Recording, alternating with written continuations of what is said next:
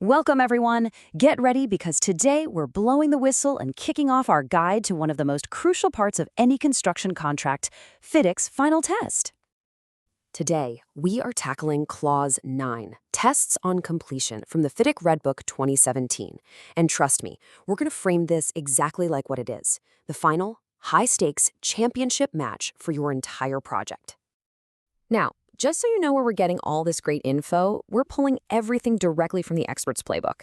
We're talking Chapter 9 of Michael D. Robinson's Guide to the FIDIC Conditions of Contract for Construction, specifically for the Red Book 2017. This way, you know you're getting the real deal. Okay, I know what you're thinking. Contracts? They can seem really complicated, right? But I promise you, we are going to break this down so it's super simple and actually fun. Seriously, it's going to feel like you're just learning the rules of a new game. So you ready? Let's do this. Okay, Section 1, the final challenge. So what exactly is this championship game we're calling Tests on Completion? What's it all about? Well, think of it as the final inspection, the full system stress test, and the victory lap all rolled into one. This is the contractor's big moment. It's their chance to prove that everything they've built works exactly as it's supposed to, right before the owner takes over the keys. All right, on to Section 2. Now, before any big game, a team needs a solid plan, right? You can't just show up and wing it. And that's exactly what Subclause 9.1 is all about. It's your game plan. And here is the pre-game checklist for the contractor. It's a step-by-step playbook. First, you got to prepare your team and your gear. Then you write the official game plan. That's your testing program. After that, you submit it to the referee, who is the engineer in this case. You wait for the okay to play, and then bam, you announce the game date. Simple as that. Now, this part is absolutely crucial. You have got to get your timing right. The contractor has to submit that detailed game plan to the engineer at least, get this, 42 days before they even think about starting the tests. Yep, that's a whole 6 weeks' notice. It gives the referee plenty of time to check everything out. And the clock doesn't stop there. Once the contractor gives the official "we're ready" notice, they have to kick things off within 14 days. No delays, no excuses. The game must begin. Okay, Section 3. This is where it gets interesting. What happens if the game doesn't start on time?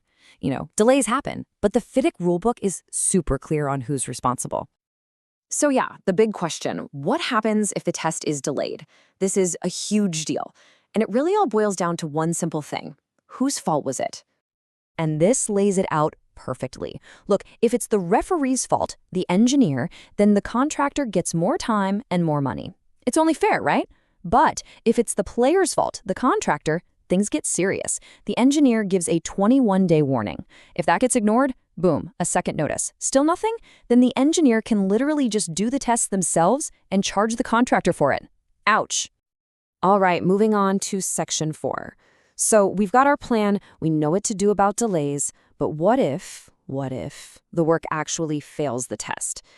I know, it's the moment everyone dreads, but don't worry, the contract has a clear path forward. The first step is actually pretty simple. You get a do-over. Subclause 9.3 basically says that if the works fail, either the engineer or the contractor can call for a retest. Everyone gets a chance to fix what went wrong and try again. But what if you fail the retest? Oof. Okay, now the pressure is really on.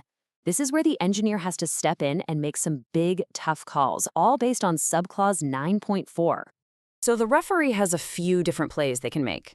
Option 1, they could order another retest. Option 2, if the failure is a total deal breaker, they can just reject the works. Or there's a third option, a middle ground.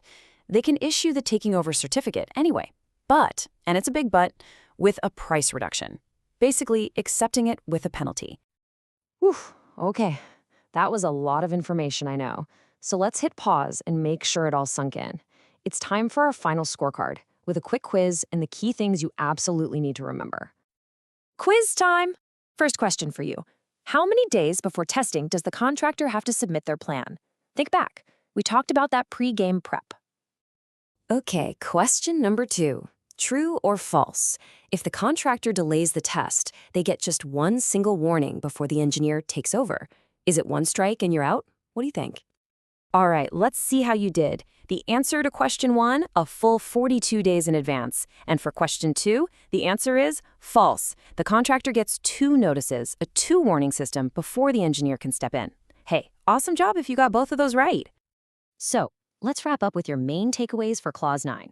First, plan ahead. That 42-day notice is everything. Second, communicate clearly. Use those official notices. Third, remember that delays have costs, so know who's responsible. And finally, failure isn't always the end. There are options for retesting and even passing with a reduction. It's all about process. And there you have it. That's our complete tour of Clause 9, the tests on completion. You've officially made it through the championship game. Hey, before you go, if you found this useful, do me a favor and hit that like button. And you know what? If you didn't, hit dislike and tell us why in the comments. We're not kidding, we read everything, and your feedback really helps us make these explainers better for you. But wait, it's not over yet. Coming up next, we're covering the trophy ceremony. That's right, we're diving into Clause 10, which is all about the employers taking over. You are not going to want to miss that one, so make sure you follow and subscribe so you get the notification. Thanks for watching, and we'll see you in the next one.